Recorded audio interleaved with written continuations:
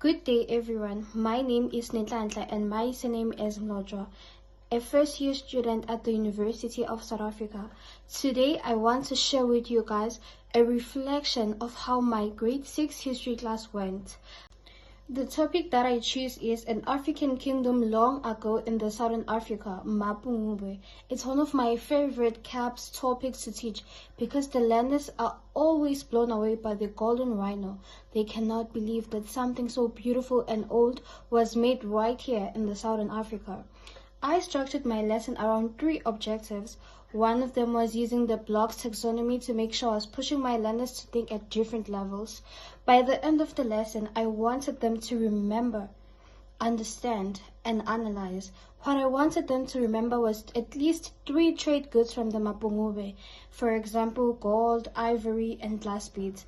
And I wanted them to understand and be able to explain in their own words how Mapungubwe society was structured, from the king down to the common people. And I also wanted them to analyze, to be able to compare Mapungubwe with the earlier K2 culture, spotting similarities and differences. The ICT tools that I used is Google Maps and a YouTube video. I started my lesson by showing them a short 3-minute video showing a drone footage of the Mapungubwe Hill and some animated scenes of daily life. The kids were glued to the screen. I then used the Pentimeter to ask a quick poll. The Pentimeter contained questions like, what do you think made Mapungubwe so wealthy? They had options to choose from.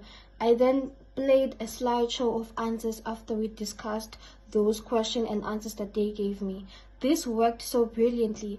The video created an instant wonder, and the poll got every single learner participating. Even those ones who were always quiet in the class were very happy to participate in this type of lesson. Watching their answers pop up on the live screen was more exciting for them. It set the tone perfectly and got them curious about the real reason behind the Mapungubwe world. But honestly, I did have a small hiccup because 2 learners couldn't connect to the Wi-Fi. But I had a backup ready. They paired up with a friend and then they voted and worked together with those who were able to connect to the Wi-Fi. So that was a good reminder that technology can be unpredictable at times and we always need a plan B. Now for the main part of the lesson, I split them into small groups and turned them into archaeologist teams. I used Google My Map that I had already preloaded with exhibit stations. They were on a digital scavenger hunt. Each station had a picture of an artifact and a short description. They had to visit each station and fill in an investigation sheet on Google Maps. Now this was the heart of the lesson. It went really well for most groups. The collaborativeness was very amazing. Learners were leaning in, pointing at the screen, and debating with each other about what to write. And the visuals were particularly helpful for my learners who struggle with reading, because as you all know, learners are not the same. Some could look at pictures and still understand the main idea behind the picture. Now to wrap it up, each group used a jump board to create a Venn diagram comparing Mapungubwe with the earlier K2 culture. They dragged visual sticky notes with facts into the correct circles, similarities in the middle, differences on the side. It was a very powerful part of my lesson because the learners were really thinking. They had to analyze their notes and decide where each fact belonged. I could see the light bulb moment happening when they realized, oh wait, so this is what we are talking about. Now, since I had already mentioned earlier that learners are not the same, but I had ways to accommodate different abilities. I have a mixed ability class, so I built in some flexibility. For my struggling learners, I had partially completed investigation sheets. Some facts already filled in so they could focus on understanding rather than writing everything from scratch. I also paired them with stronger buddies during the jump board activity so they can help each other. And for my high achievers, I challenged them to add a third society to compare or to think about why Mapungubwe eventually declined. Some of them really ran with that and impressed me with their insights. Now, what I'd learned and things that I wish I did differently. Firstly, I'm very proud of today's lesson. The learners were engaging, thinking critically, and collaborating well.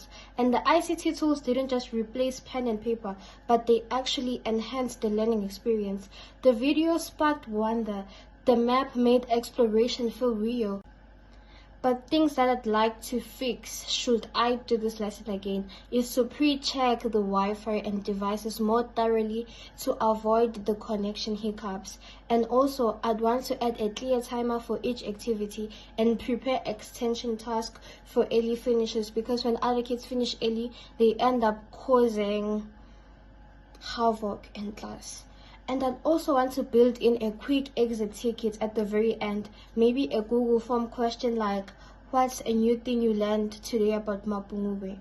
And my final thoughts about this lesson is that it reminded me why I love teaching history. It's not about memorizing dates, it's about telling stories and helping learners connect with the past, things they never saw before.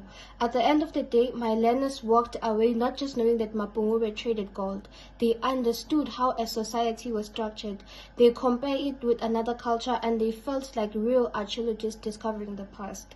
And honestly, seeing their excitement, that's what teaching is all about. Thank you.